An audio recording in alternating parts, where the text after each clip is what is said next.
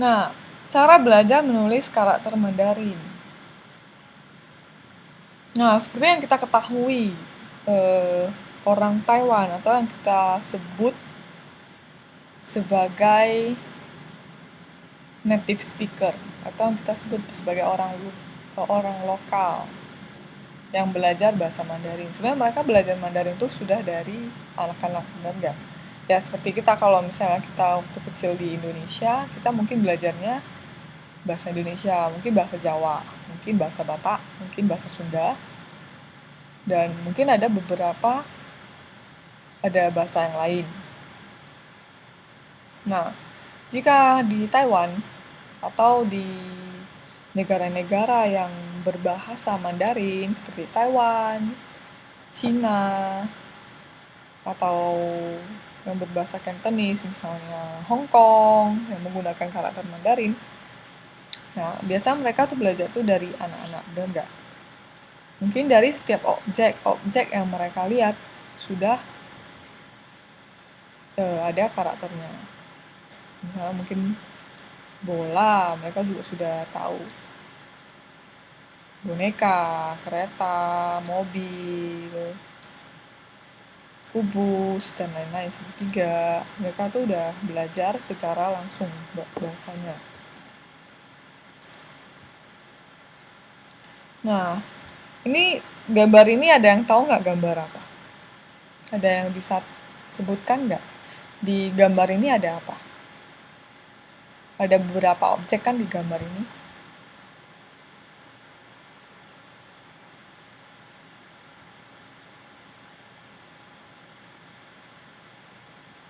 Kolam renang. Anak-anak berenang. Terus apa lagi? Ada yang nangis. Bagus. Ada ibunya yang menjaga anaknya. Anak yang menangis.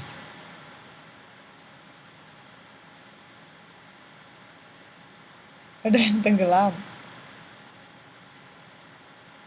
Itu anaknya dilarang berenang sama mamanya. Ditarik bajunya.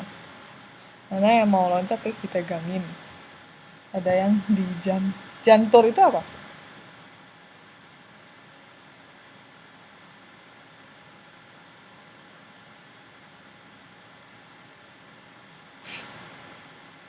Nah, kira-kira sudah. Nah, ada yang masih belum disebutkan. Di dalam kolam renang itu ada apa? Ada air. Benar nggak? Nah, di dalam air itu ada apa?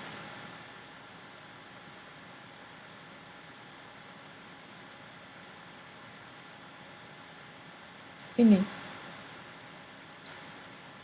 Huruf. Benar. Huruf apa? Huruf ABC atau huruf apa? Yang di dalam kolam renang ini huruf apa?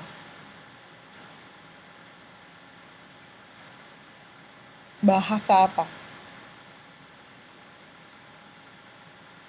Huruf-huruf Mandarin. Bagus banget. Ya, jadi di dalam kolam ini terdapat banyak sekali huruf-huruf Mandarin dan anak-anak yang di dalam ini sebenarnya nangis, benar nggak? Nah, anak ini sebenarnya dia tidak mau atau bergetar, dia tidak mau masuk ke dalam kolam renang ini karena coba kita lihat yang masuk ke dalam kolam renang ini semuanya pada nangis, benar nggak? Kalau misalnya masuk kolam renang dan nangis, siapa yang mau masuk? Berarti kan nggak enak dong, bener nggak? Kenapa? Nah, yang berdiri di sini adalah guru.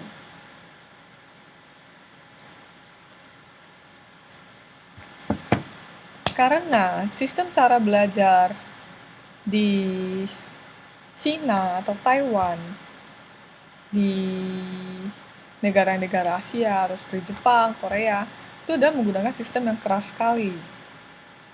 Nah, sistem yang keras itu adalah dengan cara memaksa untuk menghafalkan, memaksa untuk eh, menenggelamkan diri sendiri di dalam kolam yang penuh dengan karakter Mandarin. Artinya belajarnya itu tidak dengan senang, benar nggak? Atau cara belajarnya dengan dipaksa. Nah, sebenarnya sistem cara belajar seperti ini itu benar-benar ada. Nah, sistem cara belajar ini kita sering lihat itu di Asia, seperti di Jepang, di Cina, di Taiwan, di Korea, di Indonesia mungkin, di Singapura, Malaysia. Nah, saya nggak tahu teman-teman waktu kecil cara belajarnya itu seperti apa. Dengan sukarela atau dipaksa.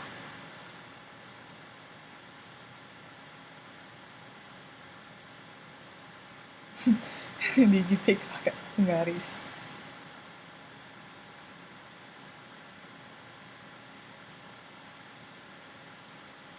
Dijewer, dihukum.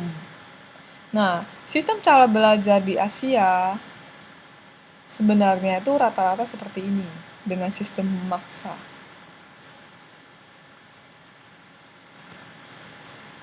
Digebuk pakai kayu. Oke. Nah, caranya itu ada berbagai macam. Misalnya, bukan maksudnya, ini cuma ilustrasi ya, bukan berarti anaknya itu benar-benar diceburkan ke dalam air. Bukan berarti seperti ini, cuma ilustrasi dari cara belajar ya. Misalnya, cara sistem cara belajar yang seperti itu misalnya menulis karakter itu banyak-banyak, tak berhenti. Mungkin satu karakter satu buku. Nah, kalau misalnya nggak selesai dipukul pantatnya, atau mungkin dijewer, atau mungkin dihukum.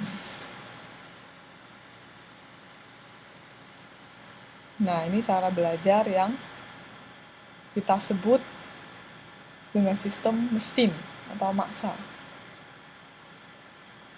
Nah, mungkin teman-teman juga pernah merasakan kan, karena beberapa tugas yang saya berikan kemarin adalah dengan cara yang seperti ini. Ya, bener kan? Kalau misalnya di rumah majikan, mungkin ada anak-anak. Nah, kita bisa lihat tuh mereka tugasnya tuh banyak, dan tugasnya tuh paling banyak tuh menulis. Nah, again, and again. Menulis lagi. Mungkin sudah nulis, lupa. Wah, tulis lagi. Tak bisa ingat, nulis lagi, pokoknya sampai ingat. Maka kenapa karakter Mandarin itu semakin banyak kita menulis, maka kita akan semakin gampang mengingatnya. Atau mungkin kita lebih tidak gampang lupa. Nah, makanya kenapa anak-anak orang Taiwan ini masih TK aja, masih kecil aja udah pintar menulis karakter Mandarinnya. Dan tulisnya tuh semakin bagus. Karena kan practice make perfect. Su neng sheng qia.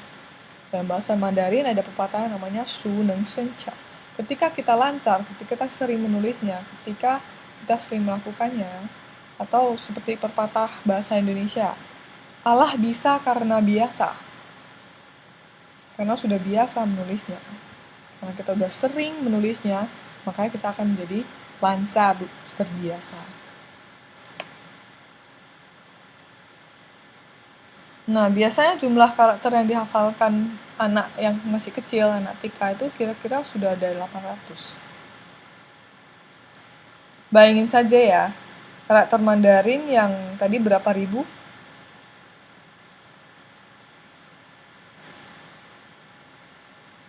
3.500 misalnya kalau misalnya di mainland China. Nah, anak kecil aja sudah bisa menghafalkan sampai 800 dengan cara yang seperti itu.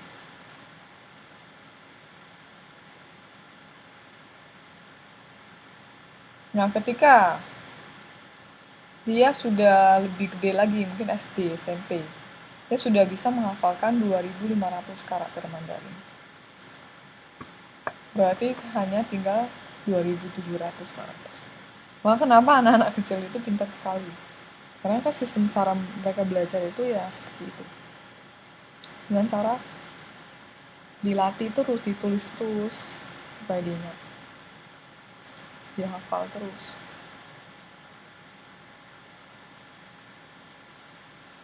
Nah, sebenarnya cara mereka menghafal itu sebenarnya juga ada tekniknya, bukan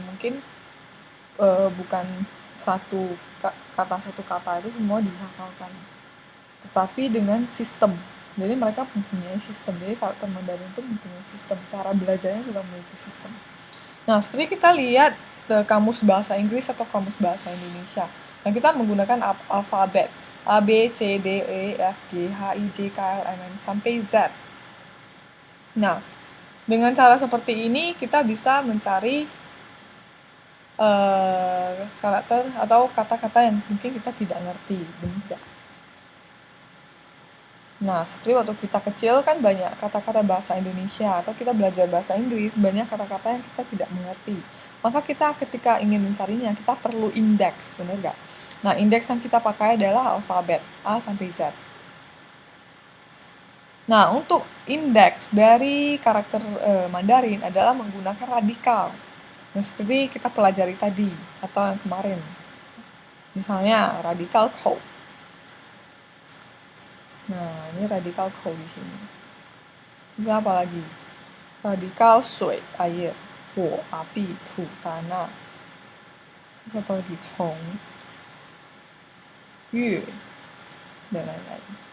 Nah, ini adalah poin atau inti yang harus kita kuasai.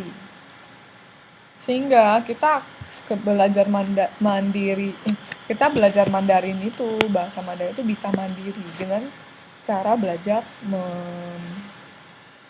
mencari kamus. Mungkin sekarang kita tidak sudah mungkin karena teknologi sekarang udah canggih, jadi tidak perlu susah-susah lagi membawa kamus atau mencari kamus ya. Sekarang kita tinggal ketik aja di Google Translate, mungkin kita sudah bisa menemukan. Ya. Popomofo dan Cuin itu adalah cara kita untuk melafalkan. Tidak ada hubungannya dengan karakter. 可以吗？注意个popomofo是让我们可以读。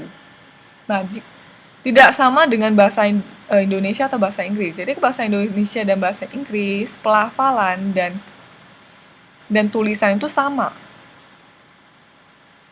Tetapi Mandarin, tulisan dan pelafalan itu dibagi dua.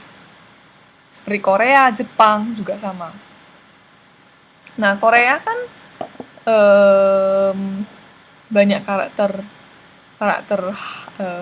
yang disebut dengan karakter Han. Jepang juga sama, misalnya kanji. Tidak sama dengan pelafalan. Nah, mungkin itu bahasa Jepang yang katakana atau hiragana masih bisa digunakan. Nah, sebagai pelafalan. Tapi dalam bahasa Mandarin tidak ada. Oke, Mas. Jadi popomofo dan cui fuhao itu berbeda. Tidak dapat digunakan untuk menulis karakter Mandarin yang sebenarnya. Mungkin bisa membantu.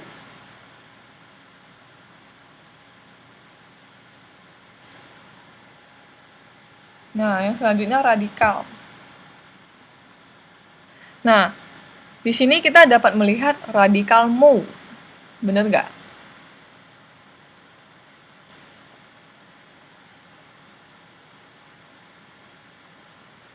Nah, dengan radikal mu kita dapat mencari banyak karakter Mandarin yang berhubungan dengan mu, kayu. Contohnya adalah karakter yang ada di gambar ini. Mu, ling, shen, pen, xiang, xiu, bo, dong, dan lain-lain. Nah, ini adalah radikal. Jadi radikal itu sangat penting sekali. Nah, seperti yang di merah-merah ini, di garis ini adalah radikalnya. Oke, Bang. Yang dibulat-bulatkan. Nah, selanjutnya saya akan menjelaskan perbandingan cara belajar.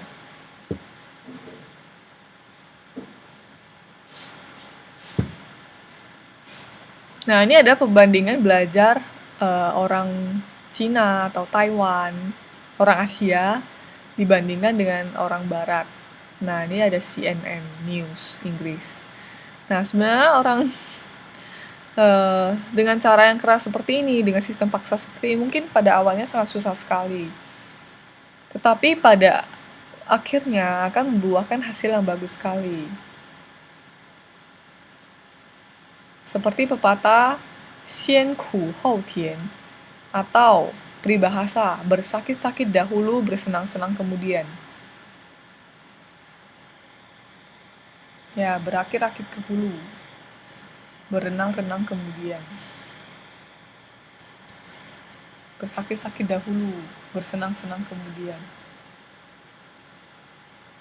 Nah, dengan sistem cara yang mungkin pada awalnya kita mungkin aduh susah, banyak, repot, capek, tapi hasilnya ya bagus.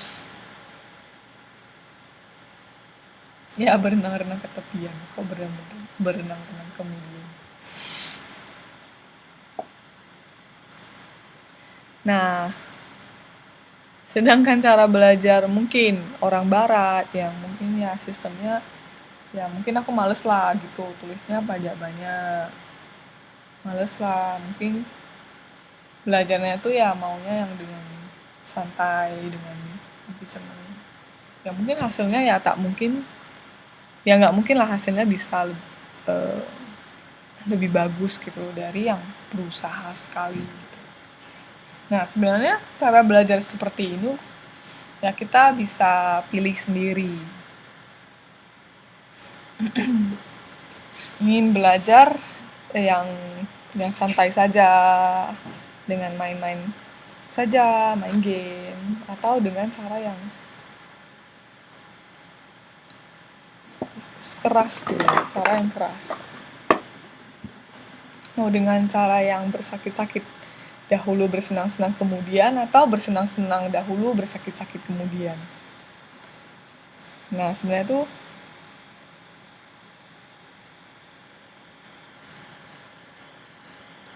nah, ada yang menanyakan, seandainya kita belajar Mandarin di Kejar Paket C ini selama 2 tahun, apa mungkin bisa menguasai sebagian karakter? Nah,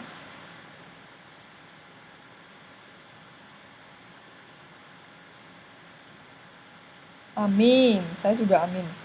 Kan, karena eh, saya sebagai guru, sebagai tutor, saya hanya bisa mengarahkan teman-teman itu untuk belajar Mandarinnya tuh lebih gampangnya itu seperti apa dan cara-caranya seperti apa.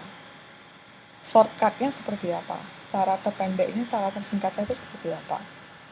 Nah, untuk fasih, untuk pinter, untuk bisa menguasai, sebenarnya itu tergantung diri kita sendiri.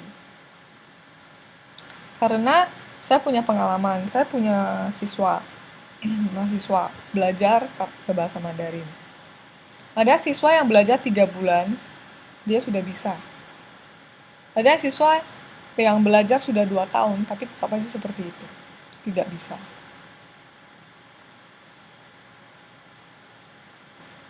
Nah, sebenarnya faktornya itu banyak sekali. Tapi ketika kita ingin berusaha, ketika kita ingin eh, bersusah-susah dahulu, maka untuk akhirnya gampang. Maka kenapa pada awal-awal pelajaran bahasa Mandarin itu menulis, hafal, hafal, hafal, hafal, karena itu penting, karena itu dasar. Nah, ketika kita sudah tahu dan menghafalkan, bisa menuliskan yang dasar-dasar ini, minimal radikal, kita sudah tahu.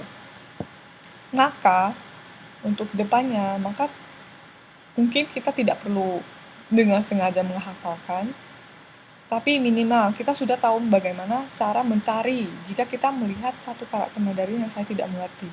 Oh, saya tahu cara mencari di kamus.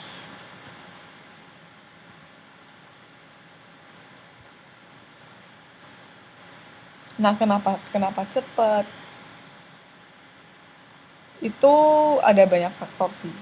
Cepat belajarnya itu banyak faktor. Tapi yang paling penting, yang pertama adalah dengan cara yang bersungguh-sungguh. Kita serius gitu. Nah, ada tugas kita kerjakan. Mana yang tidak mengerti, kita tanya. Sebenarnya sih tidak susah.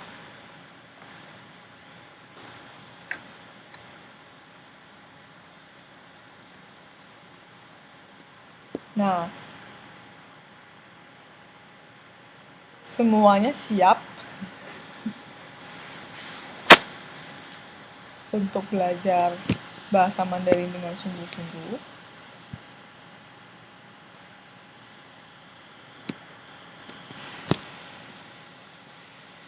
Siap. Kok cuma satu orang? Sebenarnya belajar Mandarin itu paling sulit itu di awal. Di awal, ketika kita belajar goresannya, ketika kita belajar mengenalnya, asal-asal muasalnya, piktogramnya, ideogramnya, hubungannya dengan karakter yang lain. Ketika kita sudah tahu kunci-kunci dari ini, maka kita akan cepat sekali menguasainya. Makanya bersusah-susah dahulu. Setelah kita pada awalnya kita udah susah, wah giat, nanti untuk yang selanjutnya, wah gampang sekali. Kita melihat Mandarin itu kita udah tahu tekniknya, kita udah tahu sistem dan cara-caranya. Saya belajar Mandarin dari umur berapa ya? Umur 12 mungkin. Umur 12.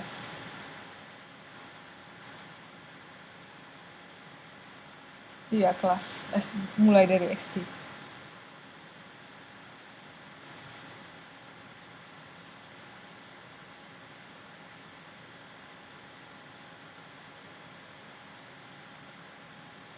Nah, itulah ciri khas karakter Mandarin atau bahasa Mandarin karena dia memiliki nada dan dia memiliki 4 nada. Nah, jika bahasa Kantonis yang dipakai orang Hong Kong itu ada 9 nada. Bahasa Vietnam ada 7 nada. Jadi Mandarin itu 4 nada sudah termasuk yang paling sedikit. Sebenarnya dalam bahasa Indonesia juga ada nada. Kalau misalnya tidak ada nada, tidak mungkin kita dapat berbicara, benar nggak? Nah, cuma perbedaan nada dalam bahasa Indonesia dengan bahasa Mandarin itu apa? Nada dalam bahasa Mandarin itu memiliki arti, sehingga maka ketika kita salah mengucapkan nada, artinya bisa berbeda. Tapi dalam bahasa Indonesia, dia tidak ada sangkut pautnya dengan eh, arti dari bahasa tersebut. Misalnya kita bilang cantik, cantik, cantik. Dia tidak memiliki arti yang berbeda. Nah, dia cuma memiliki emosi yang berbeda.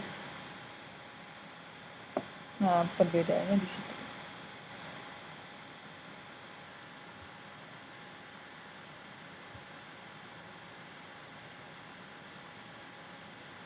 Nah, ini sebenarnya kita bisa lihat lingkungan dari kita belajar. Misalnya mungkin lingkungan kita adalah lingkungan yang berbahasa Mandarin, nah, seperti teman-teman yang ada di sini, yang bekerja di sini, kan mungkin lingkungannya berbahasa Mandarin. Sebenarnya kita ingin belajar Mandarin dengan lingkungan yang memiliki bahasa Mandarin sebenarnya lebih cepat loh, sebenarnya lebih gampang daripada kita yang ada di negara yang tidak memiliki lingkungan bahasa Mandarin, misalnya di negara Indonesia atau mungkin di negara Barat, nah yang tidak memiliki lingkungan, maka kita akan lebih susah belajar bahasa Mandarin.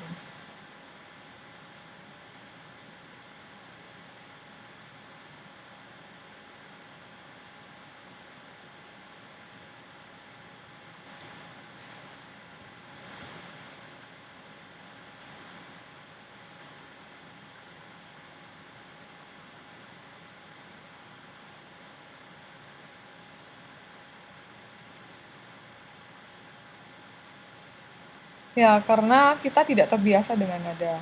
Kenapa kok kalau misalnya kita ngomong, sering kok orang tidak mengerti? Karena kita tidak memperhatikan nada yang kita ucapkan. Nah, untuk supaya orang bisa mengerti, kita harus lebih memperhatikan nada-nada dari kata atau karakter yang kita ingin sampaikan. Misalnya xing, ti sen, xing, xing, xing, xing li, xing li, xing li, li, di san sen, xing li, xing li dengan xing li, xing li, xing li, itu semuanya berbeda artinya. Oke, ma. Boleh kata ma, ma, ma, ma. Semuanya berbeda artinya. Jadi berbeda nada, berbeda arti. Jadi kita harus tahu yang kita sampaikan itu yang nada yang keberapa.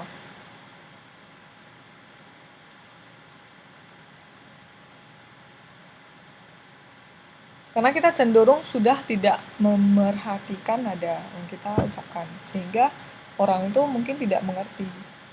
Yang mau kita maksudkan itu nada kedua, nada ketiga, nada keempat. Gitu. Misalnya kita bilang sui jiao. 我要吃水饺. 水饺 itu artinya dumpling. Tapi kalau misalnya kita bilang 我要吃睡觉, kiranya kita mau pergi tidur. Benar nggak? 睡觉 atau 水饺 berbeda. 我要睡觉或者我要水饺 berbeda. 我要睡觉 saya mau tidur. 我要水饺 saya mau 睡觉 makanan. Jadi kita harus jelas yang mau ingin kita sampaikan itu apa, nada keberapa gitu.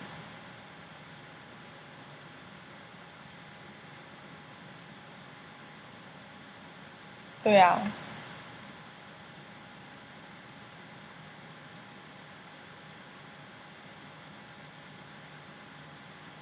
Karena majikan mungkin tidak akan mengajarkan nada. Misalnya sui, jiao itu nada keberapa? Sui, sui, sui, jiao, jiao, jiao, jiao, sui, jiao. Itu tidak diajarkan. Makanya kita selalu menebak-nebak tuh, gimana ya? Nah,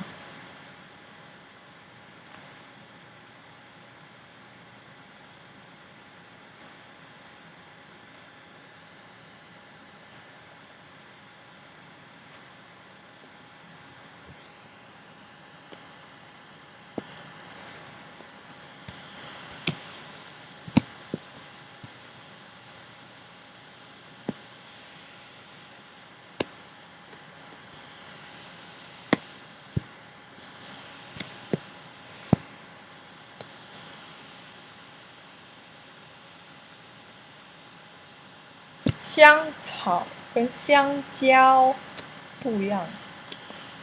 香草 vanilla， 香蕉 pisang。Ya, itu sebenarnya tantangan semua orang sih. Semua orang luar negeri yang ingin belajar Mandarin pasti seperti itu. Kadang saya masih sering salah nada.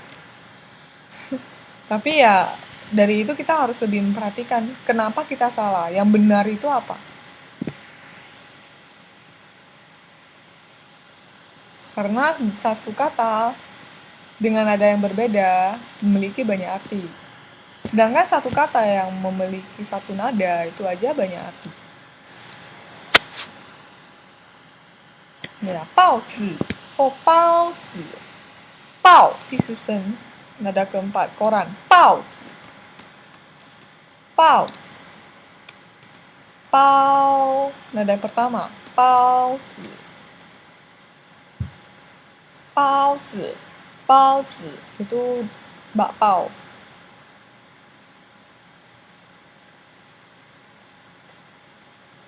Oke, pan 蛋 telur 汤 蛋 第四声 telur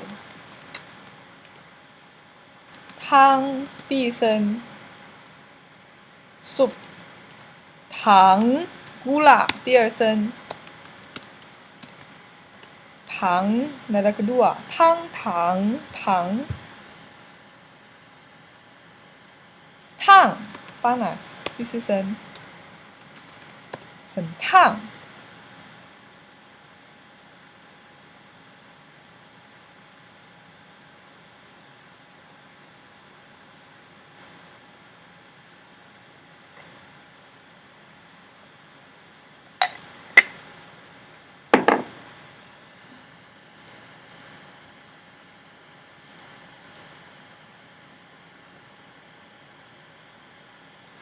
Bagus banget pertanyaannya.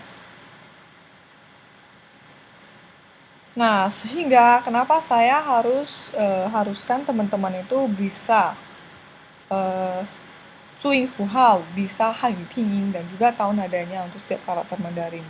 Nah, sehingga kita tahu bahwasanya yang kita ucapkan itu apa.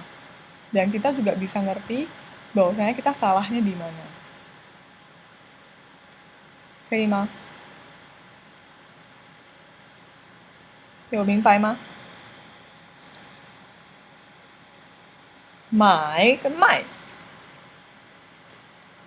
买 nada ketiga, mai nada keempat.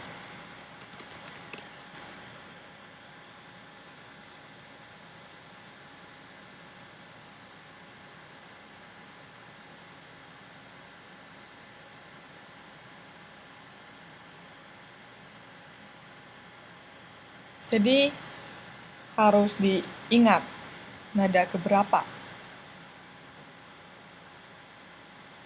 Makanya kenapa orang Vietnam itu lebih cepat belajarnya? Karena mereka itu sebenarnya mereka lebih peka terhadap nada. Bayangin saja mereka memiliki 7 nada. Berarti mereka tuh sangat perhatikan nada. Nah, ketika mereka belajar bahasa Mandarin yang cuma 4 nada, menurut mereka gampang sekali. Karena mereka tidak punya masalah nada. Nah, sedangkan kita yang tidak memiliki arti, tidak memiliki konsep nada sama sekali terhadap suatu bahasa, maka kita ketika belajar bahasa Mandarin itu, kita sering lupa bahwasanya Mandarin itu memiliki banyak nada. Jadi kita asal aja.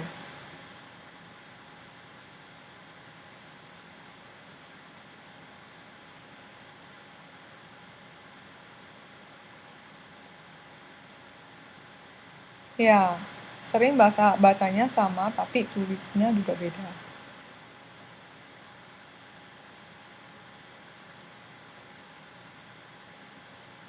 Sebenarnya pelan itu yang penting nadanya benar, sebenarnya bisa ngerti kok.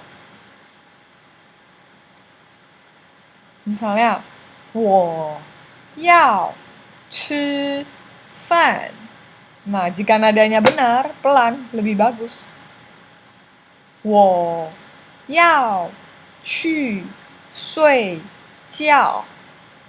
Bagus. Karena bahasa Indonesia itu cenderung lebih cepat. Karena kata-kata dalam bahasa Indonesia itu lebih banyak. Sehingga kita kalau misalnya ada orang Indonesia, ngomong bahasa Indonesia tuh cepat sekali. Bayangin saja satu karangan bahasa Mandarin yang 500 kata, jika diterjemahkan dalam bahasa Indonesia bisa menjadi 1000 kata. Bisa bayangkan bahasa Indonesia itu sepanjang apa. Bisa dimengerti ya. Mengapa bahasa Indonesia itu, orang Indonesia itu ketika ngomong itu cepat. Nah, sehingga kita harus memperhatikan yang kita omongkan itu benar dan pelan. Maka orang akan mengerti. Orang Indonesia tuh ngomongnya cepet loh. Bisa beberapa kata itu dalam 1 detik. Coba, satu kata bahasa Indonesia aja udah berapa suku kata. Apalagi bahasa Jawa, lebih panjang lagi. Bener nggak? Dan ada mendoknya. Misalnya, 我要吃饭. Berapa suku kata? 我要吃饭. Ada berapa suku kata? 4 kan? 我 1, 要 2, 吃 3, 饭 4. Nah, kalau bahasa Indonesia berapa suku kata? Saya mau makan. Saya mau makan. Nah, berapa suku kata? 6, bener nggak? Kalau misalnya orang Indonesia ngomongnya pelan, saya mau makan, itu bener-bener panjang banget. Lama banget nunggu orang ngomong selesai. Itu emang.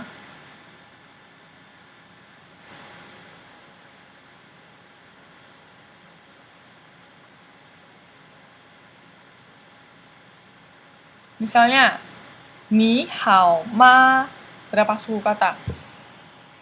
Ni hao ma 3. Kalau bahasa Indonesia, apa kabar? 4. Benar nggak? Misalnya terima kasih. Berapa suku kata? Terima kasih. 5. Bahasa Mandarin, xie.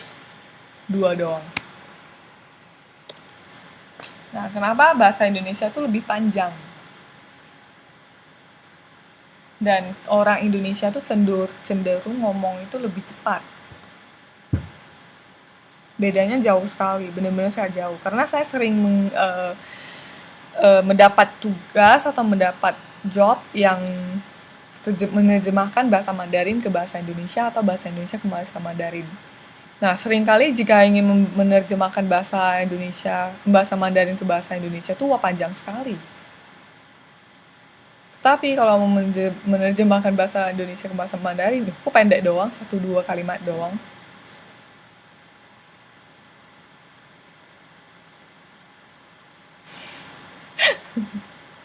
Ya, teman-teman juga bisa mengalami. Nah, makanya kita harus belajar ngomong yang lebih lambat dan nadanya diperhatikan, diupayakan supaya ngomong pada saat berbicara dalam bahasa Mandarin dengan nada yang tepat dan lambat dan benar.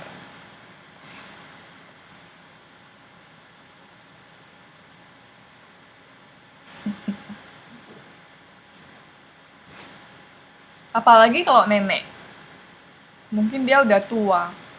Mungkin kalau misalnya ngomong pelan aja dia juga belum tentu bisa mengerti. Bener nggak? Jadi kita harus ngomongnya lebih lambat agar mudah dipahami dan dimengerti.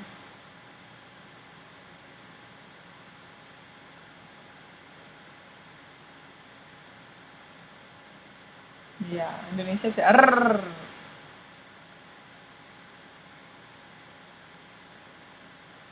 Iya.